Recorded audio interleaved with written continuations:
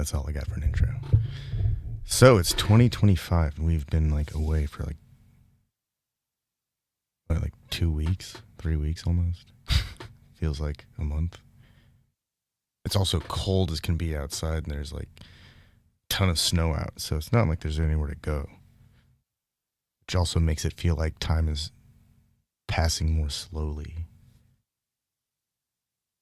Not to mention, Well, then it's compounded by like short days that are they're getting longer, but that doesn't help either. yeah, for sure. But also the news cycle has like slowed down. Um, it was out of control there for a second. Oh man, I had to I was seriously hiding like news sources faster than I could go. I was opening up Google News just to like hide sources. There was so much crap happening all the time. It was like it's one of those things where I couldn't even prioritize the kind of you know information that I wanted to consume because it's just like, oh God, I can't even find anything.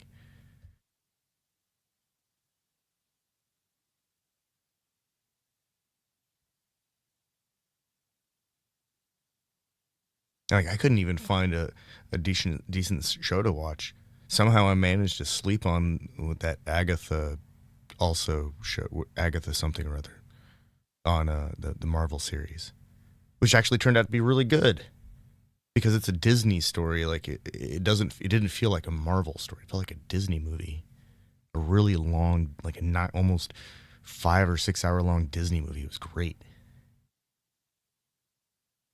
Well, the irony of that is that they used the music to cover up how macabre it was and like how many times people actually died. It's one of the few series where they just were like killing off people Yeah. and like not bringing them back. Where I'm like, oh, okay. I thought surely they would come back, but nope, nope. Um, Well, one thing that I will note about the tarot reading witch, she's existing out of time. Like she exists as a child that has lived 600 years, and she's ready to start her first lesson with the old lady. right, but she definitely She dies. We dies. know she dies So, eventually, but there's this strange continuum where she's going to exist like almost, you know, for hundreds of years. right. I mean, I think that's the funny part about the MCU is that they're actually building like multiple iterations of the afterlife. So like depending on what you believe is what happens after you die. So it's kind of funny in that regard. But um like yeah, they're exploring Wiccan. I mean that's it hits the nail on the head that the emergence of Wiccan happens in the series, Yeah. but they did uh fucking Valhalla with um Love and Thunder, and then what's his name? Steve Rogers is Christian, but they haven't like shown the one above all, even though it exists in the MCU. Not the MCU, in the Marvel Comics continuity, sorry. Um but they've shown Gore Oh man, you know what and Disney's version of Eternity. One Above All is going to be Mickey. Well, did you see She-Hulk? Oh yeah. How they had, I mean, Feige bot Yeah. or whatever they called it exists already, so they have that fourth wall breaking. That's right. It, That's it, right. it already exists for sure in terms of they've done it. And then in the Deadpool Wolverine movie, I think they made fun of Mickey at some point. I believe. Or oh no, it's like No, they no, made fun of what Disney wouldn't let them say. so Like, every time the what's his name Ryan Reynolds mentions 99 years, That's the copyright limitation. Hmm. So he's making fun of the dancing skeleton thing, and because all the old Disney properties are now, wide open. It's dumb. There's a freaking blood and something series of Winnie the Pooh. Right. I mean, and Popeye is just like there's multiple it was like Popeye and Tintin just Yeah, cleared this year. yeah, Um, but I mean, on the note of Disney and Ryan Reynolds, it was like the scene with Blind Al where they were like saying they couldn't do cocaine and all of the ways they couldn't refer to it, yeah. and like what Disney wouldn't let them do. So Those might yeah. be the only. Wait, but they said them, so Disney let them do that. Right. I mean, they didn't do the cocaine though. But they I didn't don't do it. think But they on mentioned, screen. yeah, they mentioned Yeah. all the ways that Disney will allow them to reference cocaine. Yeah. Because then now he's getting sued, included in the lawsuit because have you seen the Deadpool and Wolverine movie? Yes, I enjoyed that thoroughly. Supposedly the Nice Pool character is meant to be, well, this is what this guy's lawyers claim. Um the guy, whoever Ryan Reynolds' wife is suing him for sexual harassment.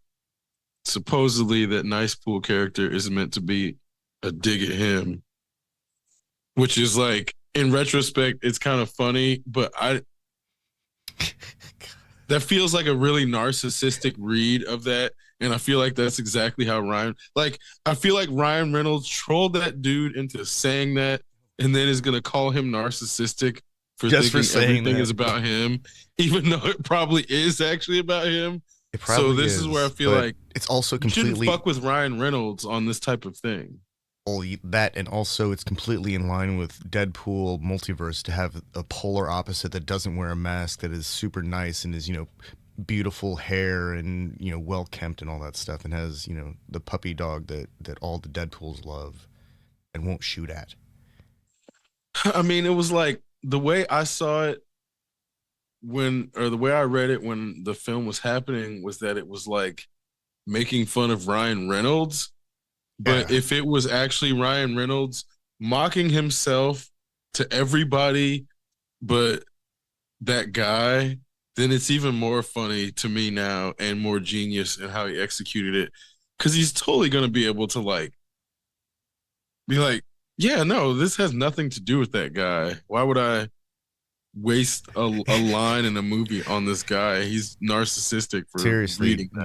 didn't he just sell like a multi-billion-dollar mobile communication company, and then like he's also transitioned a Fox property into the Disney stable. Now it's part of the pantheon of Disney Marvel products.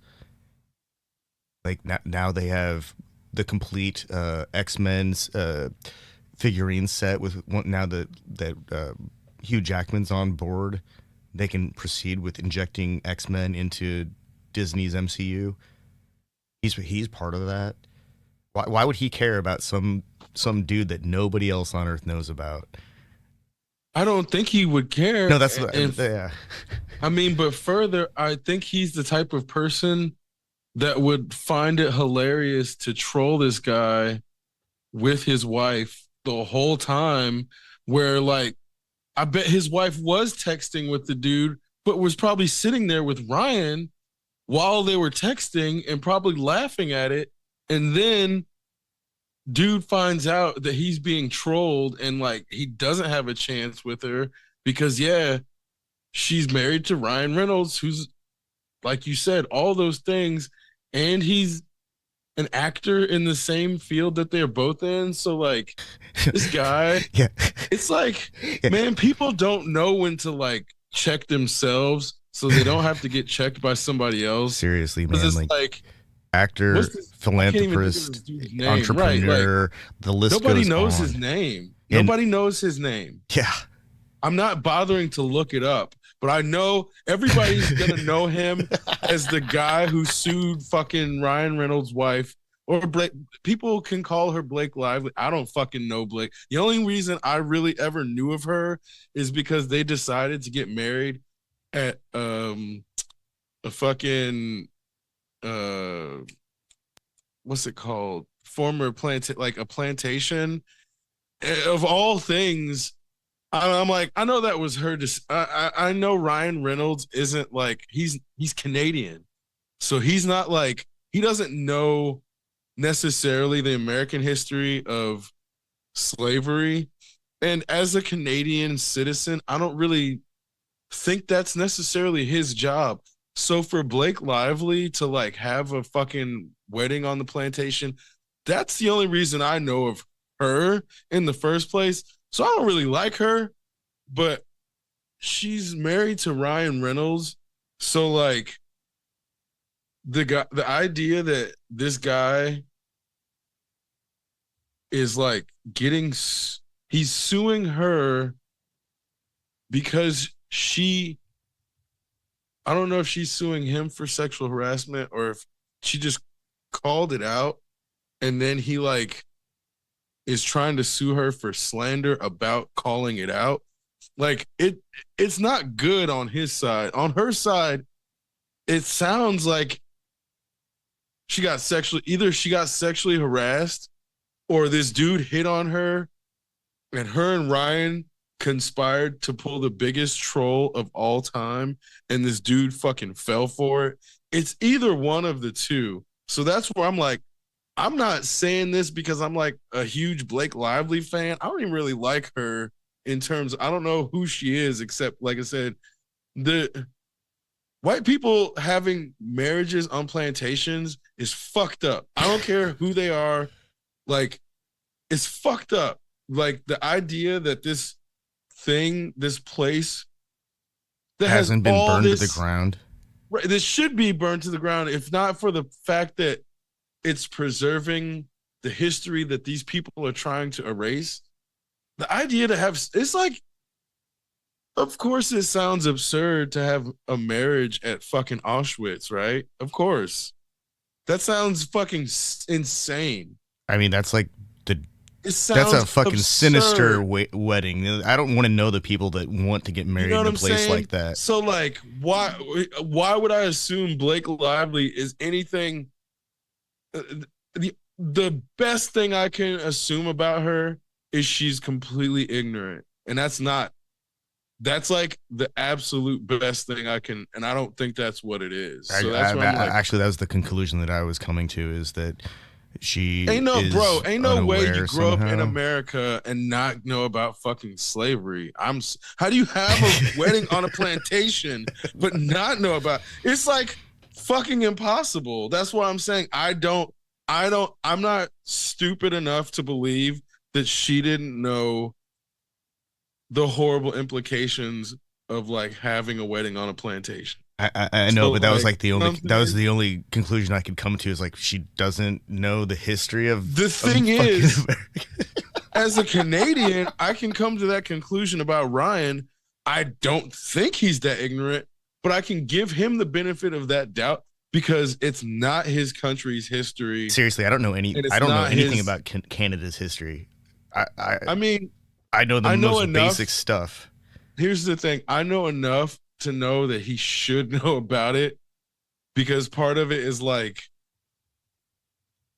they have a lot of the same issues as America, but it's towards Native Americans. And it's like they didn't the racism towards Black people isn't like it doesn't exist. It's just aimed at a different race. You see what I'm saying? Yeah. Like, and so that's why the way that they have not treated Black people, the way they have treated Native Americans, allows people to point at Canadians and be like, but they're not racist towards Black people. But that's because everybody's ignoring what's happening to the natives here and there, like actively. And the fucked up thing is, I see how they're trying to bury the history about Black people the way they did about Native Americans, to the point that, like, I I think the most well-meaning people in America just really have no idea what happened with the Native Americans, because America has done such a good job of erasing their atrocity that you really have to, like, you have to put in a lot of work to truly figure out and understand, like. I'm gonna wager that like it boils down to like a wounded knee and the trail of tears. Mm-mm, mm-mm. No, not even that. No, no, no, no, no, no, no, no, no, no. Like, the thing is, like, here's let No, me I mean ask in you terms of something. things that are like the lowest common denominator would be aware of, and only No, because no, no. those things have appeared in Okay, for in sure, mainstream for media. sure, for I'm sure, not talking about like absolutely. I don't think Even then, I don't think the people's average person is aware of like where Mount Rushmore is actually sitting.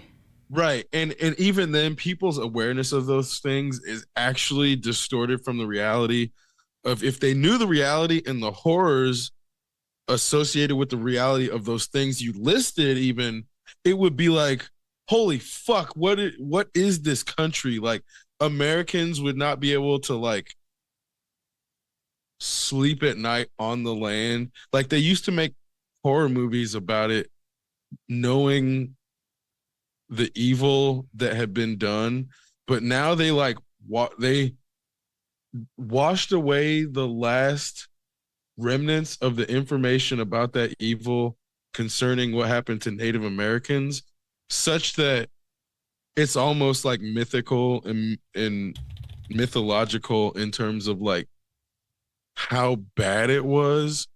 And so I see that happening to chattel slavery in real time, to be like, oh, this is how they do it. But they also don't understand the end result of those things, because part of the issue is, when those things happened, it happened to one specific race at a time, or like the construct of a race. And the way they isolated them out was to lump people into that race and basically create this new paradigm where, again, it's like, the reason we even refer to Native Americans is because it's the less racist way to refer to the people, or I will say the least racist way to refer to the people who have been incorrectly lumped into one group by people trying to systematically minoritize and force to assimilate or destroy. And so, having seen what happened to them and how they had a systematic attack on all of their different cultures to homogenize their culture and then destroy any sort of individuality within those cultures in terms of how their tribes were represented.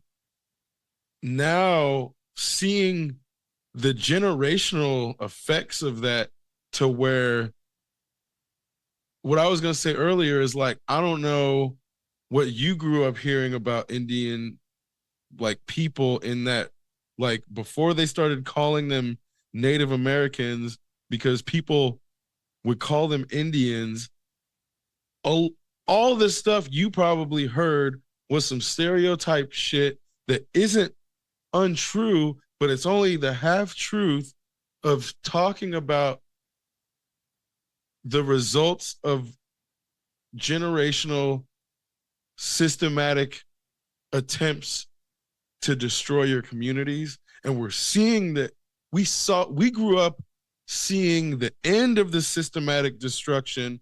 And so all we got as people who were disconnected from those places, we got the stereotypes about them.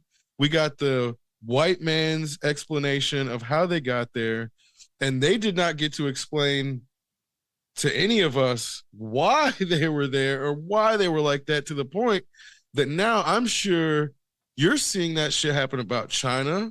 and how they're doing it about the Chinese nation and how they're trying to establish a rhetoric about what China's goals are.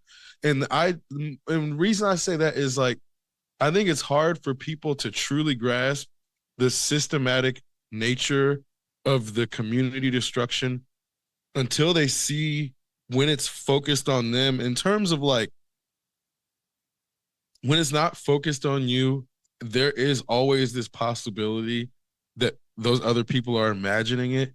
But now that you've seen all the anti-China rhetoric, all the way that they've talked about Chinese people in the same way that they did about Japanese people leading up to putting Japanese people into internment camps in World War II, also the same way they talked about Vietnamese people leading up to and going to war with them. It's like the idea that Asian people, including Indian people, have been isolated from each other in America is not an accident. But even to the point that, like, when people talk about Asians, they don't think about Indians in America, but everywhere else they do, including India. So something that I've found really one of the reasons I can't enjoy certain comics like Joe Coy, and then I'm going to pick on him because he's like probably the most prominent Asian comedian I can think of. They all rely on these horribly racist tropes. Like not even accessible tropes, like the kind of stuff that you'd only know if you have like Asian relatives or are around an Asian family long enough to like, you know, experience their natural state. And it's the kind of thing that it's hard for me to find it funny because it relies on these things that very few people will actually ever experience. So have you heard of Uncle Roger and Nigel? I forget his last name. No, but you say the name Nigel and you've piqued my interest. Yeah, man. His real name is Nigel. I don't know how to pronounce NG properly. Oh, it's like because there's different pronunciations, but he's Malaysian, not Vietnamese. Because I think there's a different pronunciation for those same letters in Vietnamese and Malaysian. So I'm not gonna trust Google to pronounce it correctly. Yeah. But you know, that's like the difference between a southern accent from Georgia and a southern accent from like deep Texas. Exactly. They're not the same. They're not this. It sounds the same to Northerners, but they're not the same at all. So it's truly the difference between you all and y'all. So this is where I would watch Uncle Roger and I'm like internally struggling with, I don't know if I should be finding this funny in terms of like, it is funny, but it feels like low hanging fruit. And it also feels like,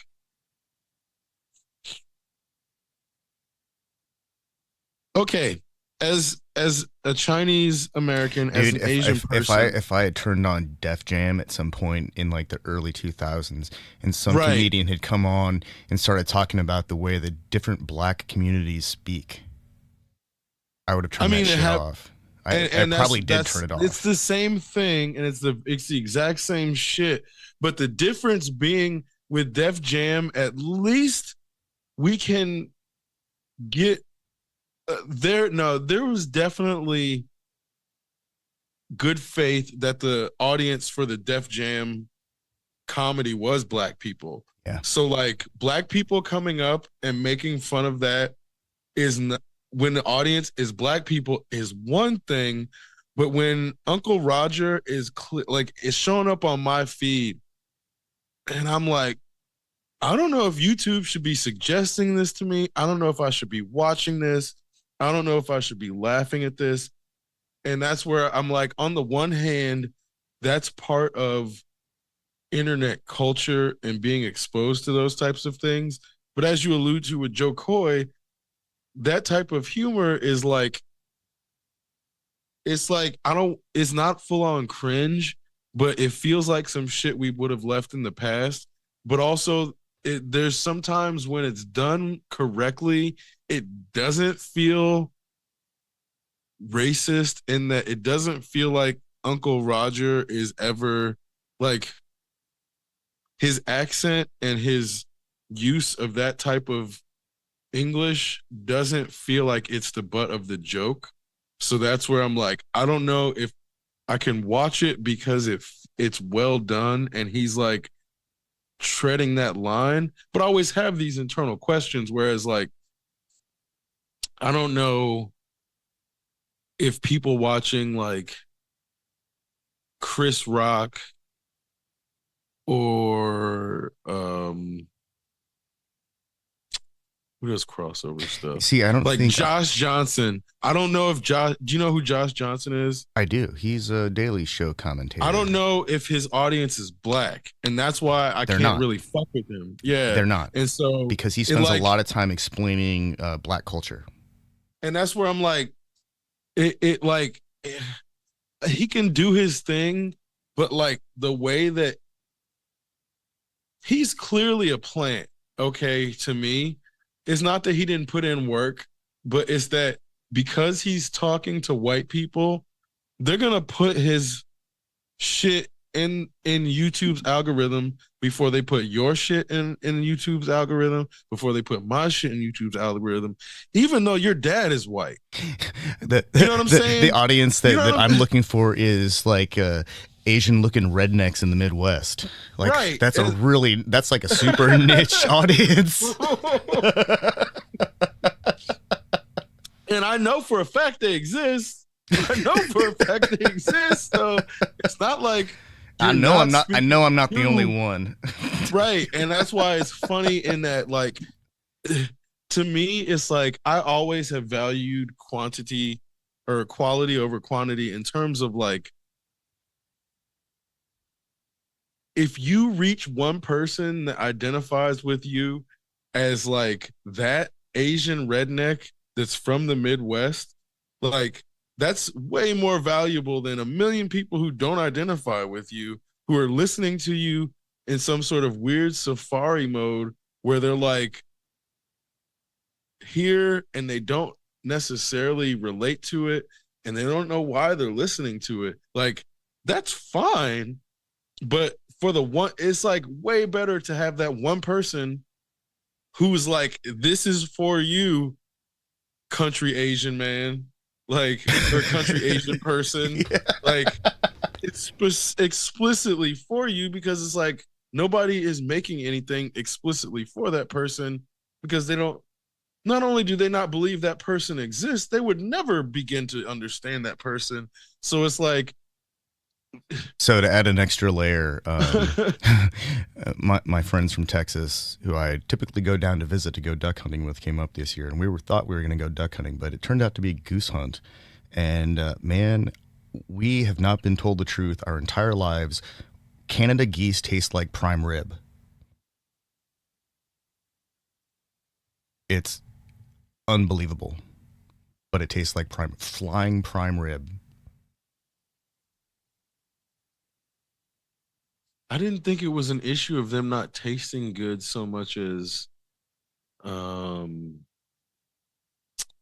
they're hard to, I believe they're hard to farm. They're impossible to farm. Yeah, and it's like So an issue of them like just being dickheads. Yeah. It's like, well, you know, when you have a shotgun, a Canada goose is far less intimidating. Also, if you're in season and you're in the right location where you can, take advantage of said conditions. Otherwise, I would never want to tangle with a Canada goose. Those things have serrated tongues and they're mean. Like if you look at them wrong at 20 yards, they'll come after you, and that's not fun. Everyone who's grown up, like in goose country, at some point has experienced the terror Yeah. of being chased Well, by a freaking dinosaur with a serrated tongue. I don't. Okay, so here's the thing. So foie gras is Isn't that like goose liver or something like that? it is, Yeah. and the issue is the reason it's um fucking a delicacy is because it's so difficult to farm the geese.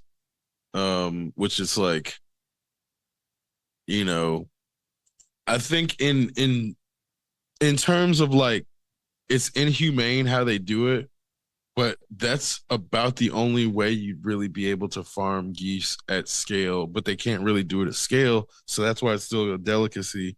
So it's like Yeah, it's an exotic bird. it's It's yeah. totally an exotic bird. You can't go to the store and buy that. Well, you probably can, but it probably costs a lot. It's still probably more economically viable than gearing up to go hunting of a single bird. But Well, all that said, I don't think it's anybody ever talking shit about them tasting bad so much as no, it's just a nobody's lack of ever really availability. tasted it. Yeah, Yeah. but at the same time, like no one's ever said, "Oh, by the way, it tastes amazing." I've never heard that before. It was just, "Oh, I've never had it," or "I don't even know if you can eat them." Have you ever had their eggs? Goose eggs are amazing. They have Yeah, their gigantic eggs are yolks. amazing. Yeah, Gigantic that's where freaking yolks. Oh duck eggs man. are amazing, but goose eggs are more amazing. So I had a Fucking ostrich cake. eggs are even more amazing. I got to try a cake made with duck eggs one time. It was the richest, pillowiest, fluffiest, moistest cake batter, or just cake itself. It was incredible. Like it would break apart easily, but it stayed together. It was like a coffee cake, but not dry. It was incredible. So I can only imagine that like goose eggs having even more giganticer yolk would have like even more luxurious properties. Yeah, it was almost like there was cheese in it Oh man. as far as like the flavor. Um, yeah. Now I'm getting hungry. I'm gonna go make some scrambled eggs later. Yeah, I feel like it's hard not to talk about food this time of day, even though I already ate, like had a meal. Yeah, fucking. But so it's weird. Like I'm getting because I'm more aware of like the idea of like, oh, my taste buds have just been blown out. Like it's a lot easier for me to like reset them in terms of like I'll think about if I've blown out my taste buds, I'll think about the next day more food and I'm like, "Oh, I'm just trying to keep chasing this salt dragon and like I just need to chill because this is just my stomach asking for more salt and like I know what happened. I know what happened. So no more salt. No, at least not like So not accompanying a bunch of extra other things. one of the things that I do this time of year, because New Year's Day is my birthday, I try to have a corned beef brisket with cabbage, carrot, potato, all the stuff. And the icing on the proverbial cake is fresh, or not fresh, but a jar of ground horseradish. And not so much because I like to have it with the corned beef, but because it's an incredible palate cleanser. And also, like, take just a nice end of the fork and clear off the palate at the end of the meal. It's just a nice way to know, bring some finality to a plate of salty meat and boiled vegetables. And so what I find is I always end up with way more of the horseradish than I need, so I try to find ways to use it, and it's hard to. I mean, what do you use it with? Pork and corned beef. I'm not really sure what else. I guess I could go and get some like wasabi powder and mix it together and make some like wasabi paste. Damn. But I have this jar of horseradish, and I am convinced that that's like the best readily accessible palate cleanser that exists. Maybe like the ginger that sushi places use. That's an equally good palate cleanser. Well, it's funny. The place we went to yesterday uses caramelized bananas as their palate cleanser, which I thought That just sounds delicious. it is. And if it's like cooked right, it is delicious. It's its own dessert. Like it I feel like the way they compartmentalize it to palate cleanser is like trying to undersell it, knowing how good it is. So people are like, this was really good. But it's like, but it does the job too. So it's like, it actually really works really well as a palate cleanser. Because I realized, I don't know. I mean, yeah, horseradish is not necessarily salty or, Yeah, it's um, only salty if you add salt to it. right. So I mean, I'm I talking think about the like issue, it's like definitely a ground up vegetable in a jar. Not there's no mayo in it. It's right. I mean, but that's where I'm like, I don't know if you could cleanse a palate with something that's the same part of the spectrum. If you're like eating salty things, like I don't know if you could cleanse your palate with something that's also salty, and so that's where I'm like, it may be possible, but that's where I'm like, or savory, you know what I mean? So oh, you know that's that's one of those things where savory stuff always seems to rely on some like measure of or dimension of salt. I'm not sure. Can you? Every time I try to like taper down the sodium quantity in my cooking, I always reach this point where it's not enough salt, and then I have to like add more salt again. That's how I know that I'm in a reasonable like flavor range, operating flavor range, and it's like challenging because that first dish that I don't use enough salt in is like definitely not cooked right. well, and that's where obviously, if you're cooking for yourself, that's one thing, or if you're trying to like keep a dish consistent, that's one thing. Um, Oh no! but I Like think, for the last week, we were preparing meals for we had company, and so it was this variable thing. Like I knew that everything I mhm. made was like getting saltier or more seasoned, or uh, I knew it. I just could yeah, tell. it's hard not to keep escalating here in the States, and I think part of it is like because it's like the chaos of everyone being so inconsistent means that all these places are preparing food for like the inconsistent palate, and that tends to like overload instead of underload, because it's like it's easier for these places to have too much flavor than not enough, You and know, it's like, so that's one of those things that I find like compelling about the like the Michelin kitchen system, where there are specific methodologies to arrive at like blue, rare, medium, so on and so forth, like doneness for meats or certain type of preparation of vegetables, like, and they do that every time because it has a consistent outcome from one kitchen to the next. If the people are doing the same technique and using the same times and the same temperatures, they all come out the same way. But that's expensive. Like a Michelin kitchen, I was looking at a diagram of a Michelin, like the most like streamlined Michelin kitchen is still like a freaking full service gourmet kitchen. And then there are big restaurants that are like Michelin, multi-star Michelin restaurants that have like insane kitchens. But when they put their components together, they can, output the same dish as any other Michelin kitchen. It's just expensive. I mean, Consistency is expensive. It like, just is. yeah.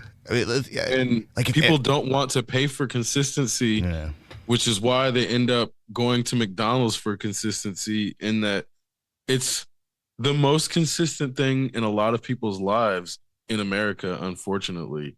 But that's because they don't have the benefit of having like someone to cook for them. It don't have to be a mom, it don't have to be a dad, it could be a grandparent, it could be an uncle, an aunt.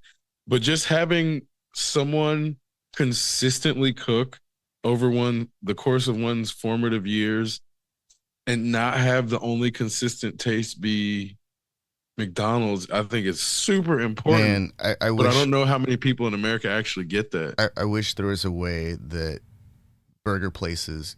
I think that Gordon Ramsay makes the most beautiful looking hamburger. I don't know if it tastes. I'm sure it tastes great because I'm sure he uses good ingredients. But like he makes the most beautiful hamburger. And if that was the standard for hamburgers at all fast food places, they could be better than that if they could figure out how to do it. But if they could just reach that as the standard, Bro, do you not remember when Hardee's $6 burger came out oh, the 1/3 pound burgers. and Americans didn't know that 1/3 was bigger than a quarter? Well, yeah, but that's because they're dumb. Math, So math ain't easy, so man. so Four's so bigger not than three, only didn't you know?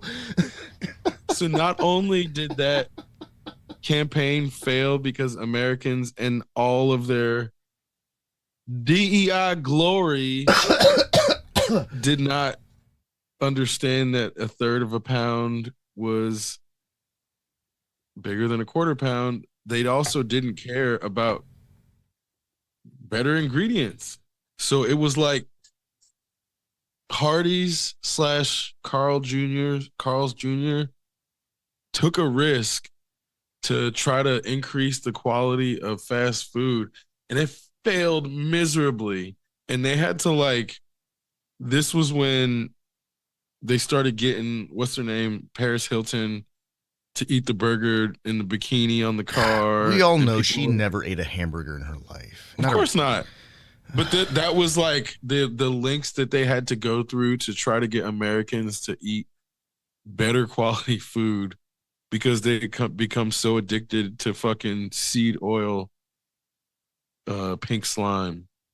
Because then, motherfucking years later, Jamie Oliver came out and was like, pink slime is in your food, and only 80% of this stuff is beef in like McDonald's burgers.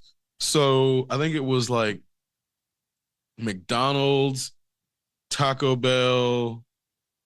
I don't think Burger King got hit. I don't think Wendy's got hit, but there were multiple. Well, Burger King is interesting. The Whopper is registered as a cologne. Yeah. It's, Oh yeah. it's a chemical they apply that's heat activated, and so it pretty much doesn't matter what kind of meat they use. It'll always taste like a Whopper. Right. I mean, and it's the same thing with McDonald's fries. They use beef tallow in it, so that's where like Man, the now only reason I know I that, really want to go to India and try McDonald's in French fries there. On that note, the only reason I even know that is because this Indian dude was asking. He happened to be in front of me at McDonald's one day and was asking if the fries were vegan or vegetarian, and they were like, nope, beef tallow. Like, what? That's why that shit tastes so good. It's because it's fucking putting beef in the goddamn fries. I mean, like, obviously. you know, I mean, you know, people have been putting meat in other foods to add flavor for a long time, so it's not abnormal. But of all things where you're like, you putting pink slime in the fucking beef and then putting beef in the potato, and then who knows what's in the fucking chicken. Like, I just give me what I asked for. If I asked for a burger, just give me beef. As for chicken, give me chicken. Don't. Okay. On that note, we got a bread maker for thanks like around Thanksgiving. It wasn't for anything specifically, but Well, between Thanksgiving and Christmas is the prime shopping consumer period of the year where all right, we things just are. got lucky and got gifted a bread maker. And so ever since we haven't been eating store made or Oh, store ooh, ooh. Do you have a small produced collection of bread. diverse types of flour for different types of bread? Not yet, but the issue is I'm just been getting good with regular flour. Um, Point being, not having preservatives in the bread for the last month, I can totally tell a change in my gut health in terms of like bread isn't supposed to sit on a shelf for like a week or No, it two can't. weeks It'll and mold. still be If fresh. it's real bread, Like, it'll start molding like a few right. hours after it's done if you don't sit it in the right kind And of so container. it's like not eating it for a while. It totally, I can, it doesn't just sit in my gut. And so I feel like a lot of what people are calling gluten allergies is like their gut being overloaded with preservative laced bread that's not moving. Oh, Because that's I'm like, industrial bread has an incredible amount of sugar in it, like an yeah, that insane too. The amount of sugar is sugar. one thing, but I'm saying in terms of if it can sit on the fucking shelf and not break down, like, yeah, I know we have acid in our so stomach, but goddamn, good luck. no, so what you just said is, I had a science teacher in the seventh grade. His name was Mr. Nicola, and this guy was he was like just the the most cynical person that I'd ever met at that point in my life, and he was telling us about how his kids eat like real bread, like they would see something like a black marble rye or a really heavy rye bread as borderline dessert. Just put a little bit of butter on it, and they would just devour it. And he was talking about how when they have bread, it disappears. I mean, partially because they eat it, but also because they kind of have to, because real bread just will start to go bad really quickly, because all the things that want to eat it, like you said, like the preservatives. Like if you were if you and I think he told us, like, he's like, if you want to see the big test, just go get a piece of white bread and set it out next to a piece of like real bread, and you'll see just how long it lasts. And it's like kind of disturbing because it'll last weeks. Yeah, that shit is very disturbing. I mean, even in terms of like real bread, it starts to go stale the same fucking day. The same day, man. Where I'm like, Also, I would if you certain types of real bread will produce uh, hallucinogens in the form of, right. of their fungus, and some of them will produce antibiotics, whereas industrial bread just produces mold that will straight up make you really sick, like uncomfortably sick. That's it. It doesn't. Wonder Bread does not produce antibiotics.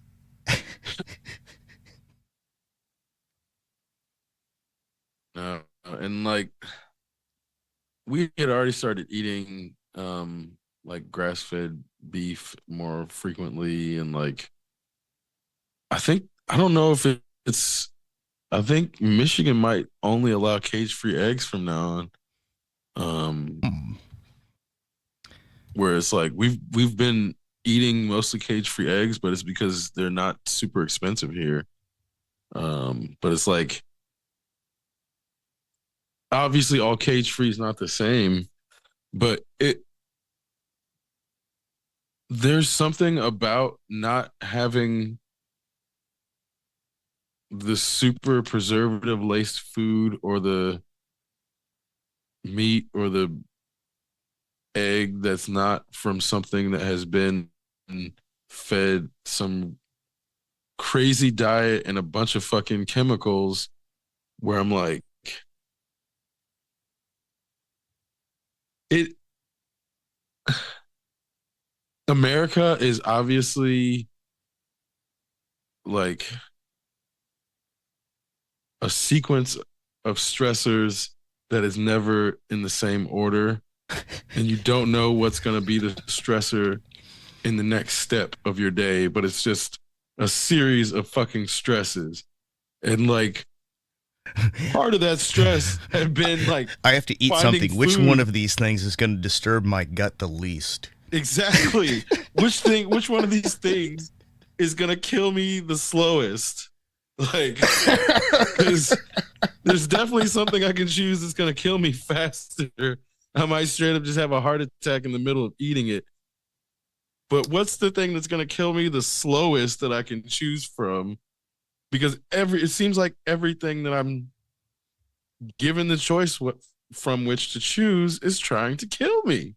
You know, why is it that's everybody's trying to kill me? it's funny because like some of the most memorable hot dogs that I've had were the ones that I could absolutely 100% perceive like increased hypertension while I was like digesting them.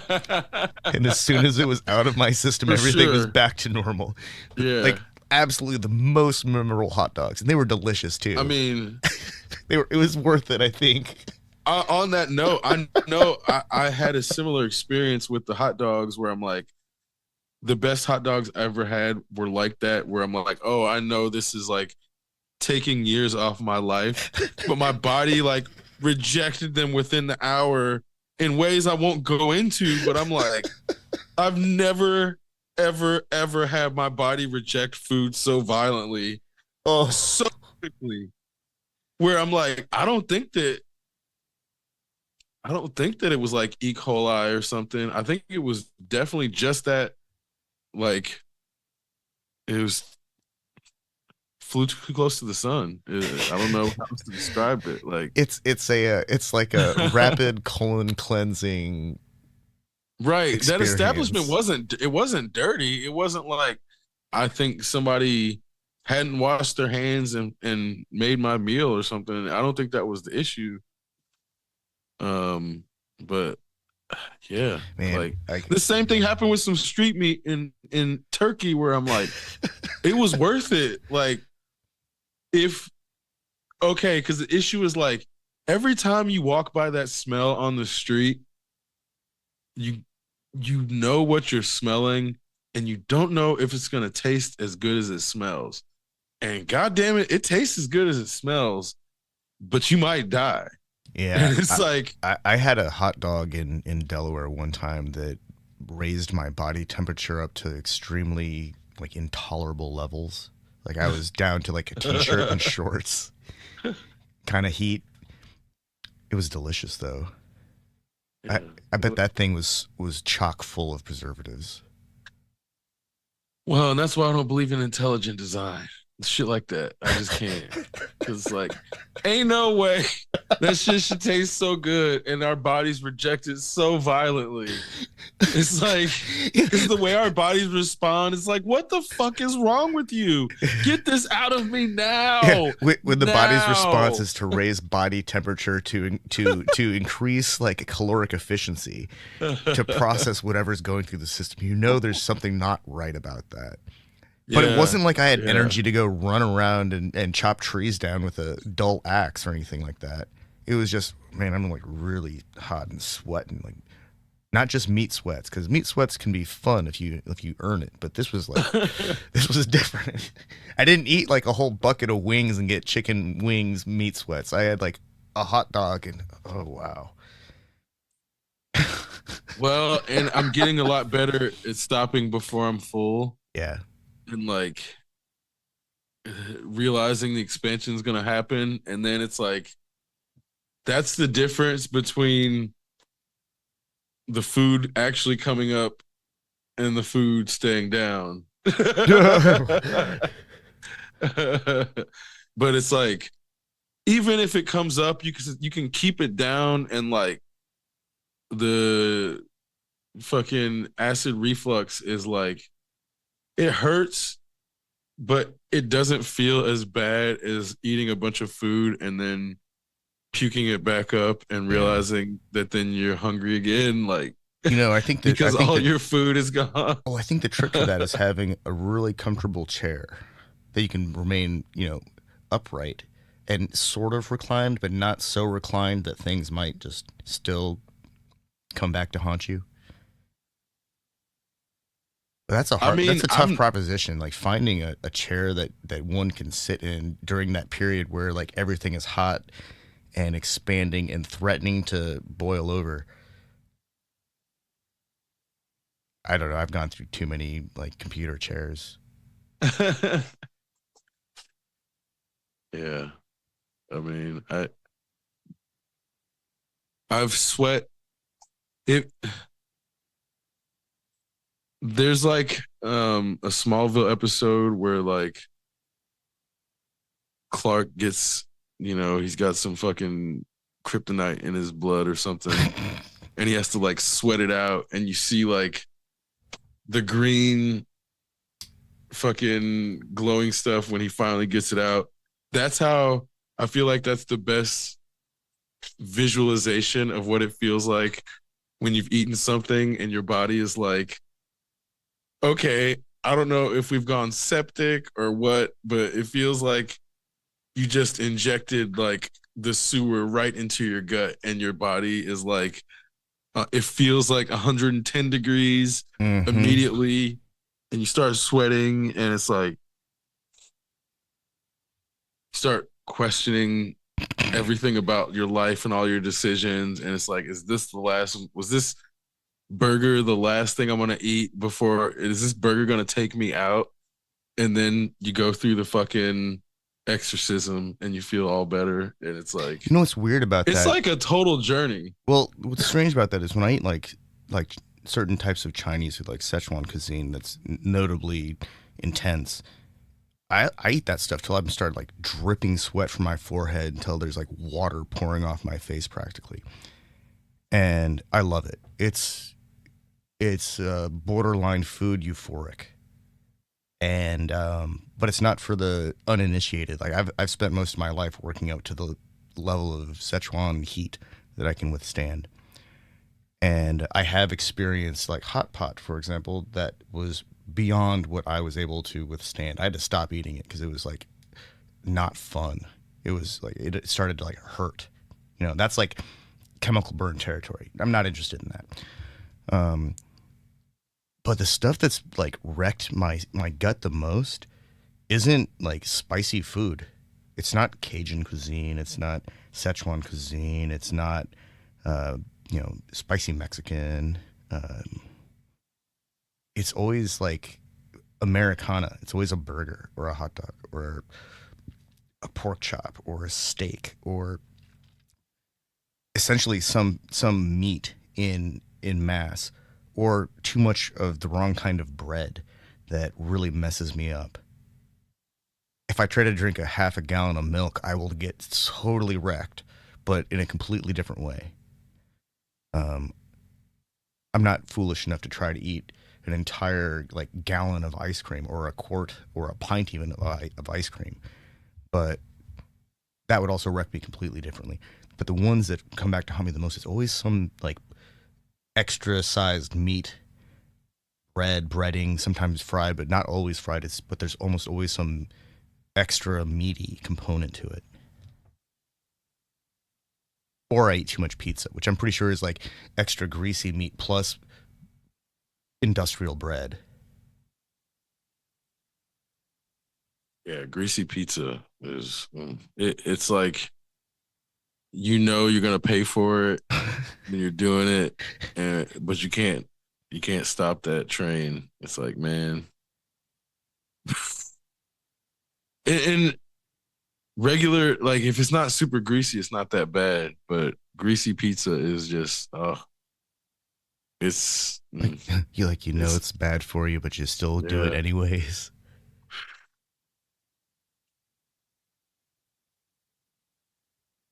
makes you feel bad about yourself.